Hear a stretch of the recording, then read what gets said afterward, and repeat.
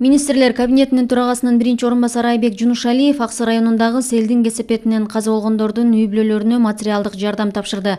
Бул туурасында өкмөттүн маалымат кызматы билдирди. Ал президенттин атынан 6 адам каза болгон үй-бүлөгө 1 миллион сом, балдары набыт болгон 2 үй-бүлөгө 100 000 сомдон берди. Ал эми министрлер кабинетинин башчысынын резервдик фондунан 6 адам каза болгон үй-бүлөгө 300 000 сом, балдары набыт болгон 2 үй-бүлөгө 50 000 сомдон тапшырылды. Аксы районунда жүргөн селге байланыштуу өзгөчө кырдаалдын кесепеттерин жоюу иштери президенттин жеке көзөмөлүндө. Каза болгондордун жана жабыркагандардын үй-бүлөлөрүнө тийиштүү жардам көрсөтүлөт деп билдирген Жунушалиев жергиликтүү тургундар менен жолугушууда.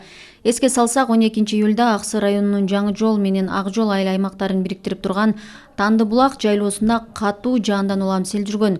Сел Ак Жол айыл аймагына караштуу Жолборстуу айылында бир турак үйдү жана анын ичиндеги 7 адамды агызып кеткен.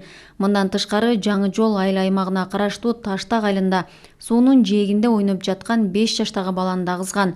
Ал эми 3 жашар бөбөктүн сөөгү 2 күндөн кийин табылды. 5 жаштагы бала изделүүдө.